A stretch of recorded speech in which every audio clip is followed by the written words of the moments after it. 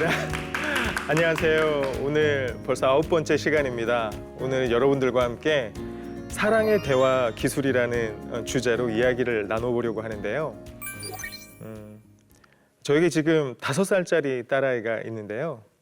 4살 때까지 제 딸아이는 저한테 이렇게 이야기를 했습니다. 아빠, 나는 세상에서 아빠가 제일 좋아. 나 나중에 크면 있잖아. 꼭 아빠랑 결혼할 거야. 저는 스스로 너무 뿌듯했어요. 아, 그렇구나. 내 딸이 보기에도 나는 근사한 남자구나. 그런 생각을 했습니다. 근데 사랑은 변하는 건가 봐요. 요즘 들어 완전히 말이 바뀌었어요. 놀이터에서 한 남자아이랑 진짜 친하게 지낸다고 그러더라고요. 그러더니 몇 달 전에는 저한테 이렇게 이야기를 했습니다. 아빠, 나 마음이 바뀌었어. 나 아빠랑 결혼 안 해. 나 유빈이 오빠랑 결혼할 거야. 그 순간 공든탑이 무너지는 느낌이었습니다. 이제 나의 시간은 끝났구나. 내 딸에게 이제 나는 사랑의 대상이 아니구나. 막 이런 생각이 들었어요. 근데 여러분, 너무 자연스러운 거죠. 아이들은 잘합니다. 그렇죠? 그리고 언젠가는 부모의 품을 떠나게 되는 거죠. 그리고 자기가 사랑하는 이성을 만나서 또 결혼을 하게 됩니다. 그건 특별한 사랑이죠. 하나님께서 우리가 그렇게 사랑하도록 우리를 만들어 두셨잖아요. 여러분들도 그런 사랑을 하셨을 겁니다. 그렇죠? 그래서 오늘은 이런 남녀 간의 사랑, 그 사랑에 대한 이야기를 해보려고 하고요. 특별히 그 사랑을 나눌 때 우리가 어떤 대화를 해야 하는지, 어떻게 해야 우리가 좀 더 깊은 사랑을 할 수 있을런지 그것들에 대해서 여러분들과 한번 살펴보려고 합니다. 먼저 사랑의 단계에 대한 이야기를 한번 나눠보려고 해요. 여러분들을 사랑을 할 때 어떤 단계로 내가 사랑을 했었는지 한번 기억해 볼게요. 여러분들 결혼하셨나요? 결혼하신 분들이 있다면 한번 떠올려 보세요. 그리고 혹시 이 방송을 시청하는 분들 중에서는 미혼인 분들도 있을 거잖아요. 그 미혼인 분들도 여자친구, 남자친구가 있다면 한번 생각해 보셨으면 좋겠어요. 처음에 여러분들은 배우자나 혹은 남자친구를 어디서 만나셨어요? 어딘가에서 만났겠죠. 교회에서 만났을 수도 있고, 직장에서 만났을 수도 있고, 어떤 동호회에서 만날 수도 있고, 제가 만난 어떤 분은 그 길거리에서 만나셨대요. 남편분에게 헌팅을 당하셨대요. 혹시 연락처가 어떻게 되시냐고. 우리가 사람을 처음 딱 만나면요, 어떤 단계냐면 끌림 단계예요. 내가 그 사람을 왜 만나죠? 끌리니까요. 우리가 완벽한 부모를 만나지는 못해요. 그런 부모는 세상에 없어요. 그렇죠? 그래서 뭔가 우리에게는 조금씩 결핍이 있어요. 내 결핍을 채워줄 누군가를 찾게 되는 거죠. 그래서 그 사람과 하나가 되고 싶어 해요. 그래서 그런 사람이 나타났다 싶으면요, 끌려요. 저도 제 아내를 보자마자 좀 끌렸어요. 약간 심쿵하는 거 있잖아요. 그래서 막 끌려요. 끌린 다음에는 어떻게 돼요? 허니문 단계로 들어갑니다. 여러분, 허니문이 뭐죠? 신혼여행이잖아요. 꼭 굳이 결혼을 한 상태가 아니더라도 우리가 누군가를 딱 만나면요, 끌렸다가 다음에는 허니문, 심리적인 허니문 상태로 들어가요. 여러분, 신혼여행 가보신 분들은 아실 거예요. 세상과 단절되고요. 오롯이 그 사람과 나만 있어요. 그렇죠? 환상 속의 세계죠. 그렇죠? 이 허니문 단계는 어떤 단계냐면 서로에게 좋은 모습을 보여주는 단계예요. 서로에게 자신의 가장 근사한 모습만 보여주려고 하고 상대방에게 잘해주려고 해요. 처음에는 그렇잖아요. 여러분, 처음부터 누군가를 만나자마자 여러분 방귀를 트는 사람이 있어요? 없죠. 갑자기 앞에서 평소에 하던 것처럼 막 코를 후벼요. 그런 거 안 해요. 좋은 모습만 보여줘요. 나이스한 모습. 그렇죠? 근데 서로에게 좋은 모습만 보여주면 우리에게 어떤 감정이 싹 터요? 여러분, 사실은 불안해져요. 왜냐하면 사람은 다 똑같아요. 단점도 있고 안에 뭔가 이렇게 그늘진 모습도 있고 상대방에게 상처를 줄 만한 내 안에 취약성도 있어요. 나는 그런데 상대방 안에도 없을까요? 안에는 없을까요? 있죠. 그런데 서로 계속 좋은 모습만 보여주고 있어요. 그러니까 약간 불안할 수 있어요. 근데 그 불안은 결국 현실로 다가와요. 갈등 단계에 들어가게 됩니다. 왜 갈등하게 되죠? 그 사람과 나는 너무 달라요. 내가 끌리고 사랑하기는 했지만 자라온 방식이 너무 달라요. 사물을 바라보는 방식도 달라요. 뿐만 아니라 좀 친해지면서 그 사람이 내가 좀 좋아하는 걸 해줬으면 좋겠어요. 내가 원하는 대로 그 사람이 움직여줬으면 좋겠어요. 그 사람은 양식을 좋아하고 나는 중식을 좋아하는데 그냥 나를 따라서 중식 먹는 걸 기뻐해줬으면 좋겠어요. 그 속에서 갈등이 일어나는 거죠. 내가 원하는 것과 그 사람이 원하는 게 다르기 때문이죠. 그렇게 되면 뭐가 벌어져요? 투쟁과 갈등이 벌어지게 되죠. 이제 이 관계는 해결 단계로 나아갑니다. 해결 단계. 해결은요, 항상 좋은 방식으로 이루어지지는 않아요. 부정적인 방식과 긍정적인 방식이 있어요. 이렇게 막 갈등을 하다가 이 문제를 해결해야겠네? 그래, 그냥 문제를 보지 말자. 문제가 없는 것처럼 하자. 내 배우자에게, 내 이성 친구에게 문제가 있지만 문제가 없는 것처럼, 보지 못하는 것처럼 하자. 이게 부인이에요, 부인. 없는 것처럼 부인해버리는 거죠. 우리 부부 사이에 문제가 있어서 주위에도 문제 없어? 힘들지 않아? 라고 이야기를 하는데 나는 아무 문제 없는데 실제로 그렇게 생각하는 거예요. 두 번째는 이별이죠, 이별. 두 번째 해결 방식은 이별이에요. 이별은 뭐냐면 그 사람과 그냥 헤어지면 돼요. 결혼 전이면 그냥 그 사람과 이별을 고하고 각자의 길을 살아가면 되고요. 결혼 관계라면 서로가 서로를 너무 상처 입히는 관계라면, 그리고 그것을 해결할 수 없는 것이라면 때로는 이혼을 하는 게 어쩔 수 없는 선택이기도 해요. 그렇죠? 그러나 이렇게 이별하지 않고 또 해결하는 방식이 있어요. 그것은 무엇이냐면 수용하는 거예요. 수용. 그 사람이 나와 너무 다르지만, 그래서 우리가 서로에게 상처를 주기도 하고 상처를 받기도 했지만 그 사람을 있는 모습 그대로 환영하기로 결단하는 거예요. 그리고 그걸 연습하는 거예요.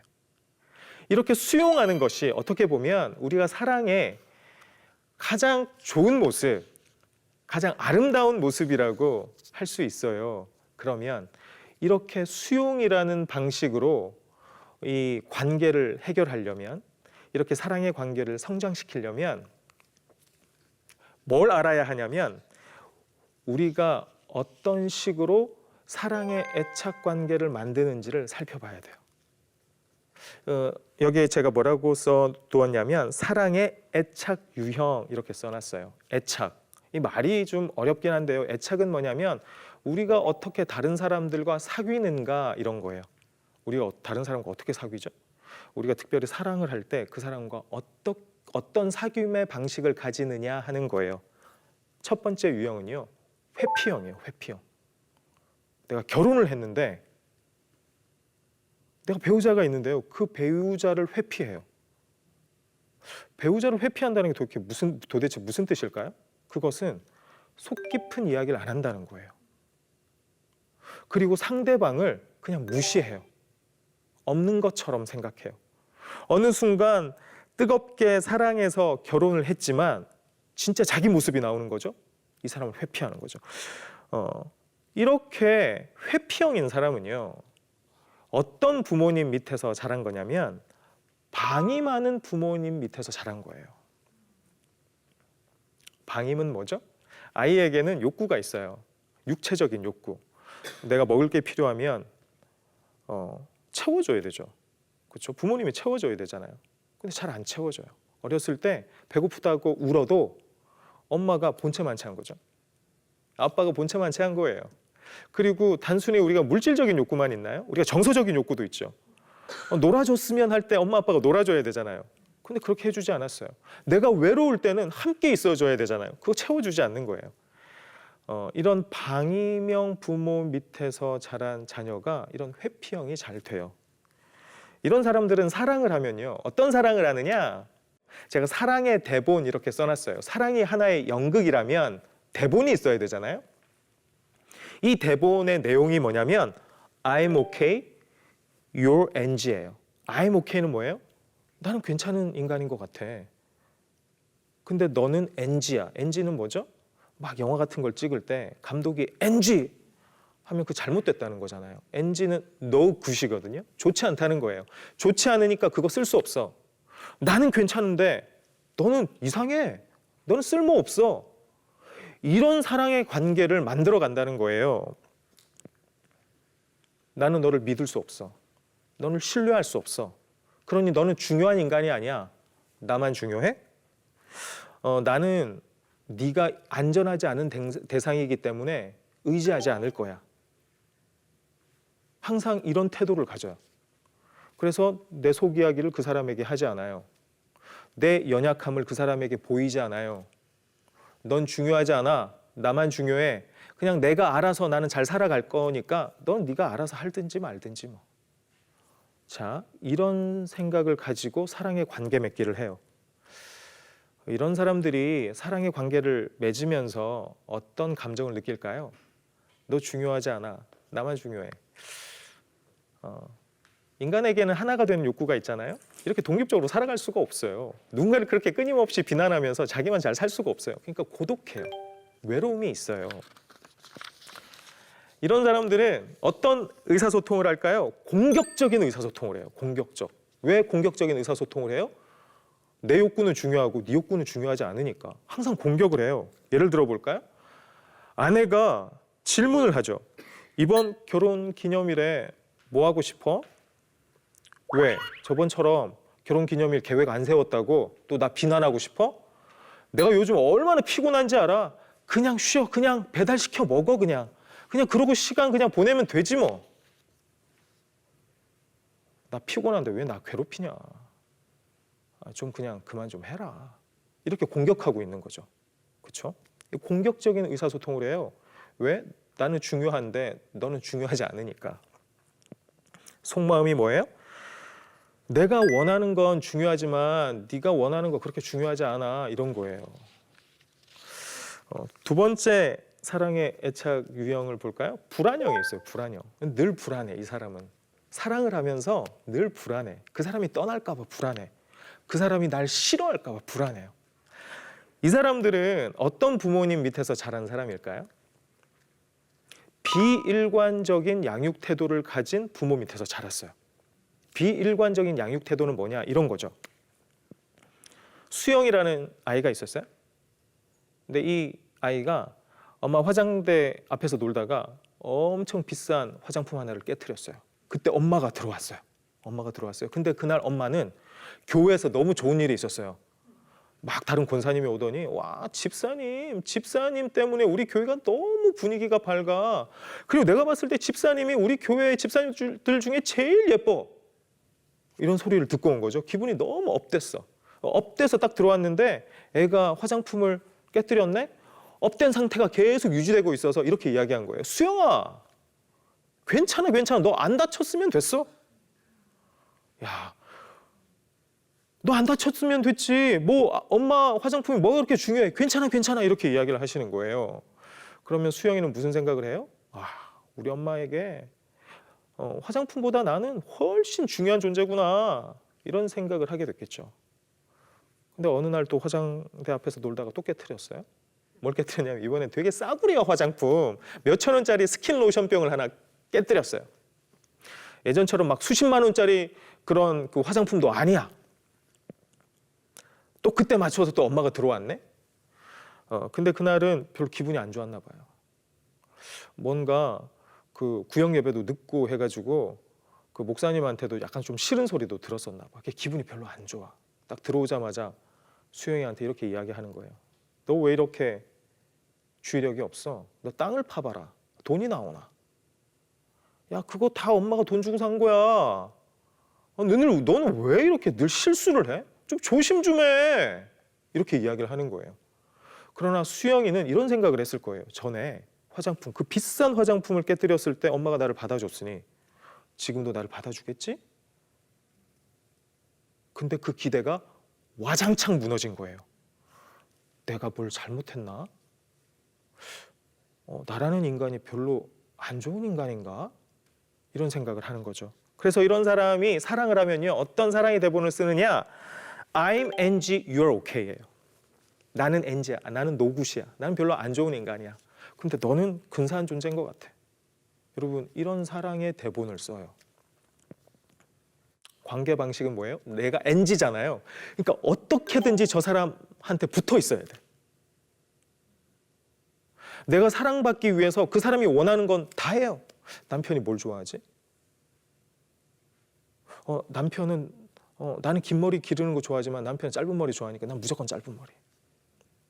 이런 식인 거죠. 그리고 내가 뭘 해놓고는 항상 남편 눈치를 살펴요. 좋아하나 안 좋아하나. 내가 음식을 해놓고도 남편이 좋아하나 안 좋아하나 계속 그걸 살펴요. 민감하게. 그리고 표정 하나하나에 주목하면서 조금이라도 남편의 표정이 일그러지는 것 같으면 좌절해요. 그 메시지를 남편이 나를 안 좋아하나 보다 막 이런 식으로 해석을 하는 거죠. 관계에서 느끼는 핵심 감정이 뭐예요? 불안이에요. 불안. 늘 불안해요. 남편이 나를 안 좋아하면 어떡하지? 남편이 나를 떠나면 어떡하지? 이런 사람의 의사소통은요, 수동적 의사소통이에요. 수동적 의사소통. 한번 그 예를 들어볼게요. 질문은 같아요. 그 아내가 묻습니다. 이번 결혼 기념일에 뭐 하고 싶어? 아내가 이렇게 묻죠. 그럼 남편이 이야기를 하는 거예요. 글쎄, 뭐 하는 게 좋을까? 별로 특별한 생각이 없는데 그냥 당신이 하고 싶은 거 하자. 여러분, 이 남편이 불안형이면 이렇게 이야기를 하는 거예요. 네가 하고 싶은 거 하자. 그냥 네가 하고 싶은 거 하는 게 내가 좋았던 거야. 이런 식으로 이야기를 하는 거죠. 속마음은 뭐예요? 내 의견 내세워서 다른 사람 부담스럽게 하지 말자. 나는 별로 중요한 사람 아니야. 그냥 저 사람이 중요한 사람인데 뭐. 늘 이런 생각을 하죠. 다음의 사랑의 애착 유형은요, 혼란형이에요. 혼란형. 이런 혼란형의 애착 관계를 가지는 사람은요, 학대하는 부모로부터 자란 사람이에요. 어떤 학대를 하죠? 정서적인 학대도 하고요, 육체적인 학대도 해요. 이런 사람이 사랑을 하면요, 어떤 인생 대본을 쓰냐면요, I'm NG, you're NG예요. 왜 그럴까요? 부모가 자신을 학대했잖아요. 그러니까 부모는 안 좋은 사람인 거예요. NG인 거예요. 노굿인 거예요. 근데 부모가 나를 이렇게 학대하는 걸 보니 나는 안 좋은 인간인 거예요. 나도 노굿인 거예요. 그러면 사랑을 해도 I'm NG, you're NG예요. 항상 사랑을 갈망해요. 왜냐하면 사랑을 받아본 적이 없으니까 늘 사랑을 갈망해요. 그런데 사람이 두려워요. 그래서 가까이 가지를 못해요. 그리고 마음속에 늘 분노가 있어요. 왜냐하면 사랑받지 못했으니까요. 그리고 사람을 자꾸 조종하려고 해요. 자기 의도대로 조종하려고 해요. 이런 사람들이 가지는 핵심 감정은 뭐냐면요, 공포예요. 공포. 늘 사람에 대한 공포가 있어요. 이런 사람들은 어떤 의사소통을 하느냐, 수동 공격적 의사소통을 해요. 학대받은 경험을 한 사람들은 수동 공격을 해요. 수동 공격. 자, 똑같이 배우자가 질문합니다. 이번 결혼 기념일에 뭐 하고 싶어? 대답을 하죠. 이번 주 내내 아이 보느라 너무 지치고 힘들었어. 좀 쉬기는 해야 할 것 같은데 당신 어디 가자고 하면 갈게. 여러분 어떻게 들리세요? 이번 주 내내 아이 보느라 힘들었어. 좀 쉬기는 해야 할 것 같아. 근데 뭐 당신이 가자고 하면 갈게. 여러분 형식적으로는 뭐예요? 형식적으로는 당신이 원하는 대로 하겠다는 거잖아요. 그런데 이 뉘앙스는 어때요?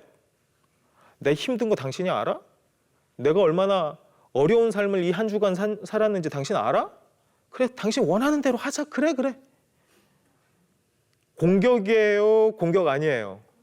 완벽한 공격이죠. 근데 매우 수동적으로 공격하는 거죠. 대놓고 공격하는 거 아니잖아요. 속마음은 이거예요. 넌 항상 가해자야. 그리고 난 항상 피해자라고. 근데 네가 나를 이렇게 괴롭히는 거 보니 나도 형편없는 인간인 건 똑같은가 보다. 이게 속마음이에요. 여러분 슬픈 사랑의 관계죠. 그렇죠? 그래서 마지막으로 사랑의 애착 유형 안정형을 우리가 한번 살펴보려고 해요. 안정형으로 사랑하는 사람들이 있다는 거예요. 우리의 목표는 이 안정형이 되는 거예요. 그렇죠?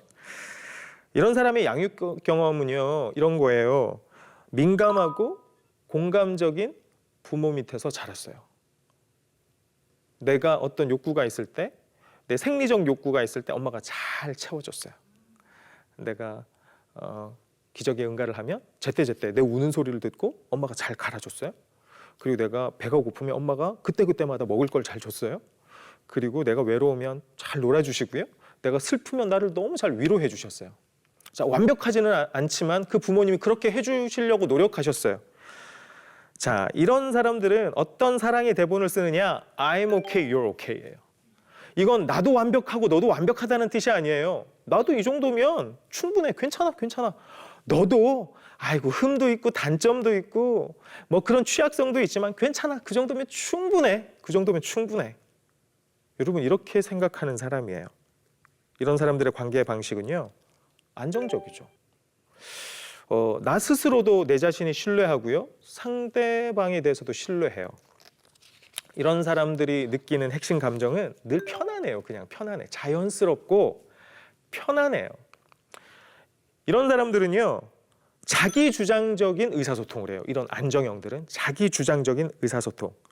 자, 배우자가 물어요. 이번 결혼기념일에 뭐 하고 싶어? 그날에 그냥 집에서 우리 음식 시켜 먹자. 왜냐하면 이번 주에 아이들을 돌보고 또 여러 가지 가사 일을 하느라 내가 좀 바쁘고 힘들었거든. 내가 좀 지친 것 같아. 근데 당신은 뭐 하고 싶어? 자, 내 이야기를 충분히 했죠. 내가 뭘 원하는지 정확하게 주장을 했죠. 그리고 그걸로 안 끝나요. 당신이 뭘 원하는지 내가 궁금하다는 거예요. 항상 이렇게 이야기를 해요. 내가 내 주장을 하고 그리고 상대방의 의견을 물어요. 이게 자기 주장적인 의사소통이에요. 속마음은요, 당신도 되게 중요해. 근데 나도 중요해. 당신과 나는 똑같이 중요한 사람이고 서로가 원하는 것은 다 존중받아야 돼. 자, 이런 속마음이 있는 거죠. 여러분, 안정형으로 사랑을 하고 싶죠? 여러분, 안정형 애착을 하고 싶잖아요? 그렇게 하기 위해서는요, 세 가지 방법이 있어요. 안정형 애착을 만드는 세 가지 길. 첫 번째는요, 아까 우리가 살펴본 것처럼 어린 시절 부모와 행복한 경험을 하는 거예요. 근데 안타깝게도 우리가 부모님을 선택할 수 있었어요? 없었어요? 우리는 부모를 선택할 수가 없어요.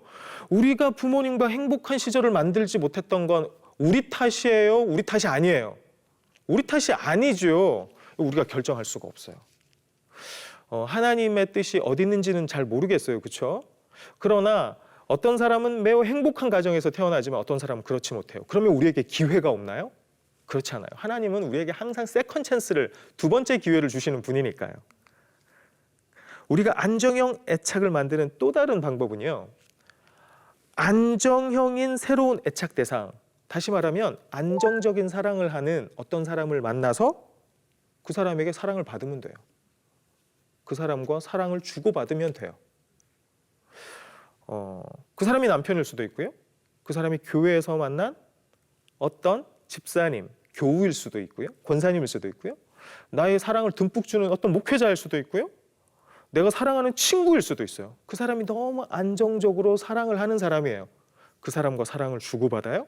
그러면 내가 안정형이 될 수 있어요.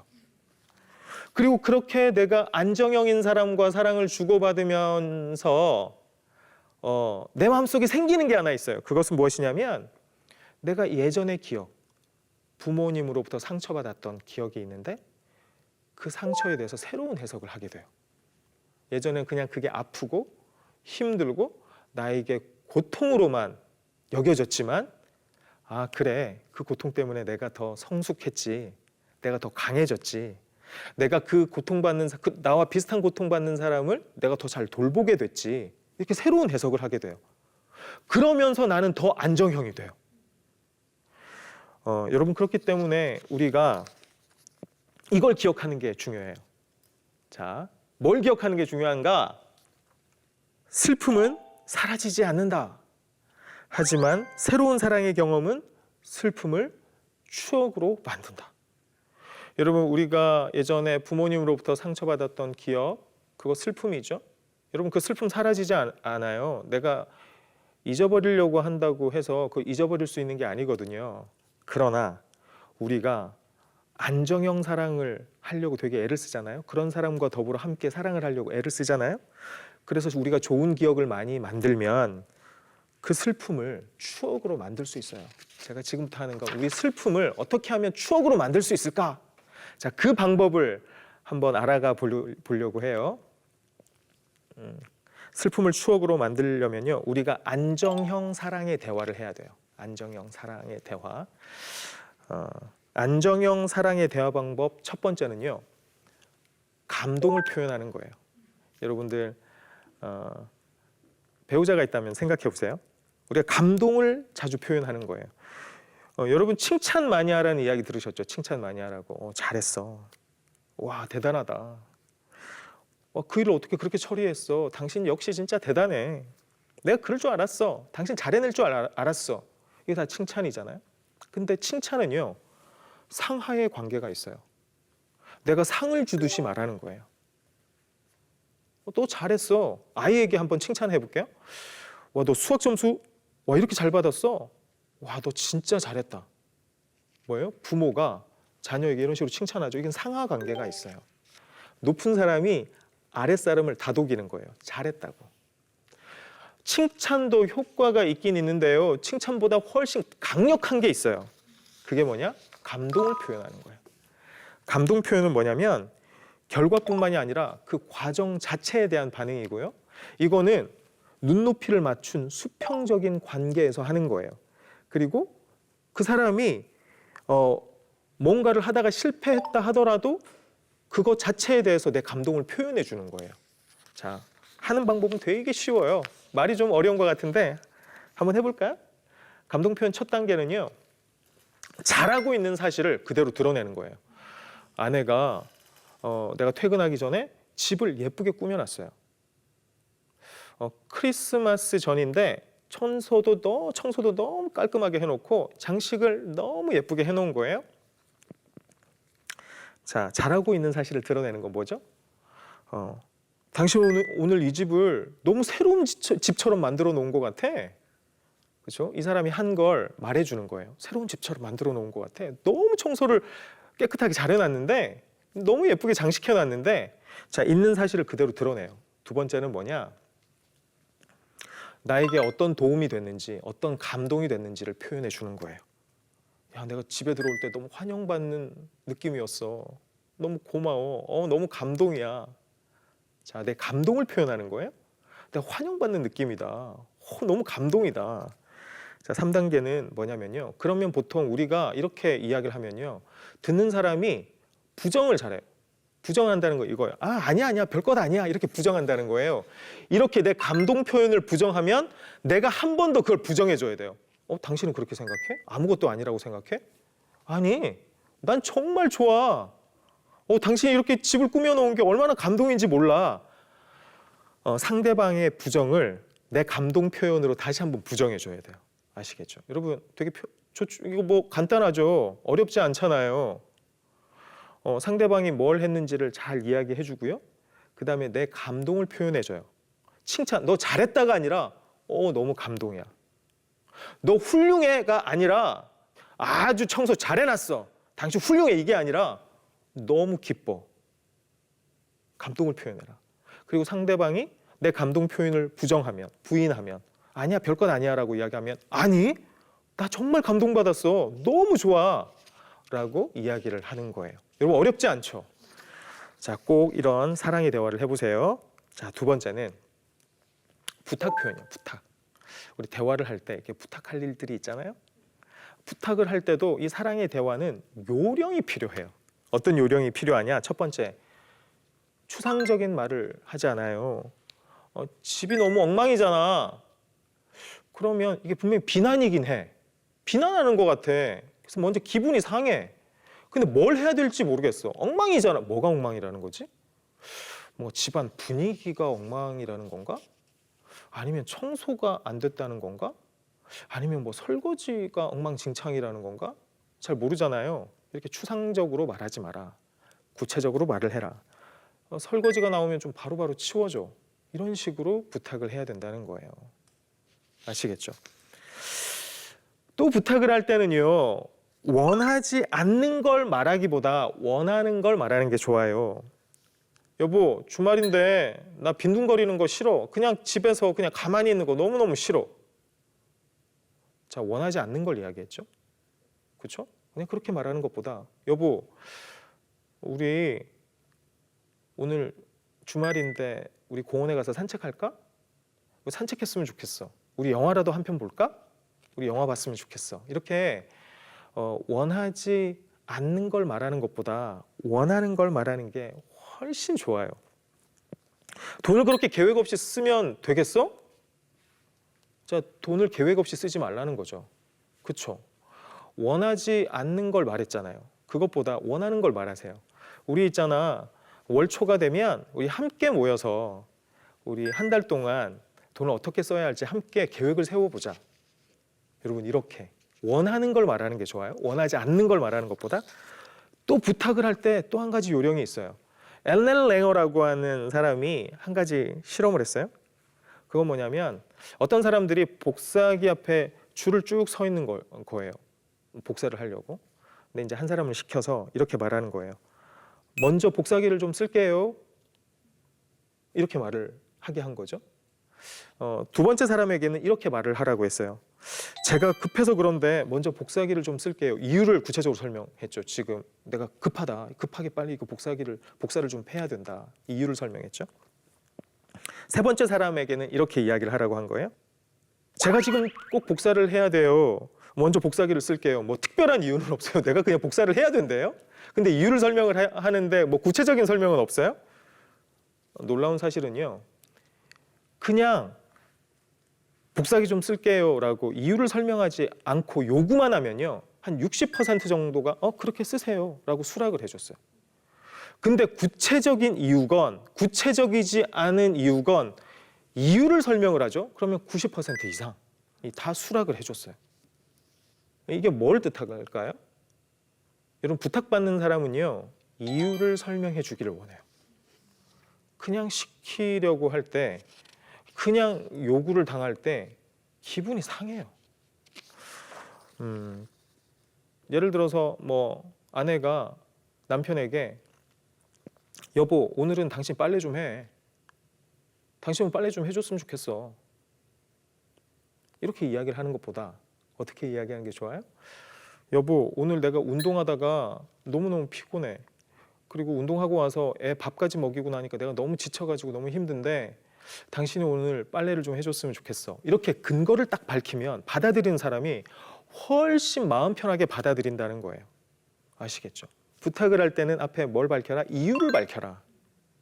꼭. 마지막으로 살펴볼 건 거절 표현이에요. 거절 표현. 우리가 사랑하는 사람과 대화를 나누다가 그 요구에 대해서 거절할 때가 있잖아요. 그렇죠? 거절할 때도 요령이 있다는 거예요. 이 안정형 사랑에서는 요령이 필요해요. 어떻게 거절을 하느냐? 남편이 이야기를 합니다. 이렇게 내일 명절인데 우리 본가에 가기 전에 선물을 좀 사야 하지 않을까? 우리 선물 좀 사러 가자. 그랬더니 아내가 이렇게 이야기를 하는 겁니다. 직접적인 공격 거절을 하는 거예요. 직접적인 공격 거절. 어떻게 직접적으로 공격 거절을 하느냐? 여보, 나한테 왜 그런 부탁을 해요? 내가 저번에 우리 집에 갈 때, 그 친정에 갈 때 내가 다 샀잖아요. 알아서. 나 싫어요. 못해요. 왜 나한테 그걸 부탁해요? 공격적인 직접 거절이죠. 내가 당신 요구 마음에 들지 않는다는 거예요. 딱 잘라가지고 그 사람을 비난하면서 거절해버리는 거예요. 상대방 기분이 어떨까요?